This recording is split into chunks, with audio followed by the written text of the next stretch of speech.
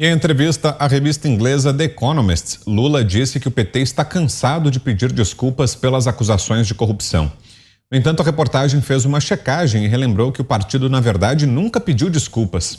A publicação ainda ressaltou que muitos brasileiros comuns estão frustrados com a recusa de Lula em assumir a responsabilidade pelas políticas que levaram o país à recessão ou em se desculpar pelo papel do partido no escândalo de corrupção revelado na Lava Jato.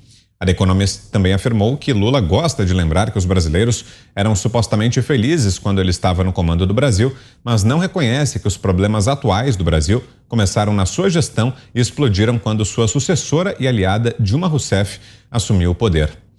Alexandre Garcia, temos 1 minuto e meio, Alexandre. Dr. Freud explica. Na verdade, ele está cansado de responder a perguntas sobre corrupção e ter que explicar a corrupção, né? Esse é que é o problema. E isso não vai parar nunca, né? Porque foram 8 anos e mais os anos da Dilma e o esquema continuava, com Petrobras, principalmente, as empreiteiras, tudo isso que se viu, né? Porque não foi inocentado, foi condenado, tinha provas para condenação, as pessoas que levaram dinheiro devolveram, os depoentes contando o dinheiral que foi para ele, né? Inclusive o Odebrecht, né? Contando isso. Então, não tem como, ele realmente deve ficar muito incomodado de ter que tocar nesse assunto, e esse é o assunto básico, porque aquela história foi o Alckmin que inventou a frase de voltar à cena do crime. Esse é o grande problema que ele enfrenta. Você, Schelp, 1 minuto e meio. Olha, que bom que a reportagem fez a confirmação, porque eu ia falar justamente isso, né? Eu não me lembro do PT pedir desculpas pela corrupção. Ao contrário, eu lembro que o PT e o Lula, especificamente, reclamavam que eram cobrados por fazer um meia-culpa, né? Esperava-se deles, no mínimo, né? Já que houve aí as condenações e tudo mais, mas que do PT, do ponto de vista institucional, fizesse um meia-culpa, né?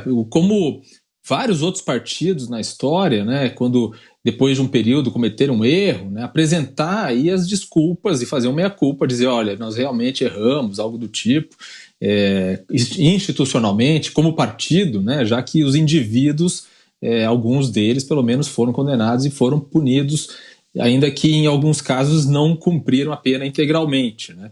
Então, isso é que eu me lembro do PT e do Lula falando que não tinham meia-culpa para fazer. A gente segue repercutindo a entrevista de Lula, a revista inglesa The Economist. Destacamos aqui algumas falas no bloco anterior, antes do intervalo. E a análise agora é da Ana Paula Henkel, em 1 minuto e meio, Ana. Vitor, é difícil, é um passado que não tem como ser apagado, por mais que o ex-presidente e ex-presidiário tenta florear aí esse passado, reescrever, não adianta.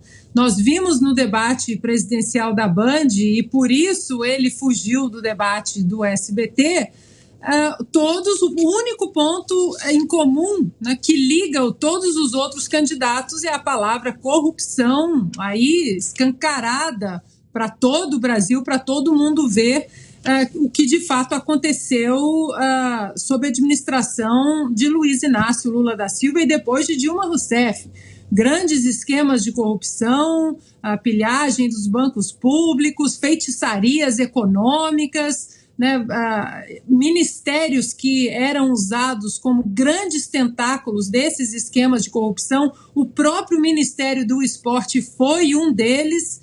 Então, ele tem mais que fugir dos debates, porque essa palavra corrupção não vai ser desvencilhada, desligada aí da sigla PT. Diga, Zé, 1 minuto e meio. Pois é, olha, na verdade houve uma pesquisa e uma estratégia do PT de dizer o seguinte, pesquisaram, há como perdoar um roubo? E a resposta dessa pesquisa foi não, é imperdoável. Mas a possibilidade de dizer que não foi roubo, aí sim é perdoável. Então, houve ali, traçaram uma estratégia de dizer, houve realmente o desvio de dinheiro, mas não foi roubo, foi apenas caixa de campanha não autorizado, ou seja, um caixa 2 de campanha. E aí o PT e todos os outros também acabaram seguindo, adotaram essa estratégia. Eu acho estranho demais isso. Veja bem, quando um delegado prende alguém porque ele roubou, o delegado não precisa muito saber o que você ia fazer com esse dinheiro. O delegado tem que saber, roubou, vai para a cadeia, roubou, o inquérito é aberto, vai ser processado. O objetivo do roubo pouco importa, né? Então, a estratégia do PT foi exatamente essa, e a estratégia seguida.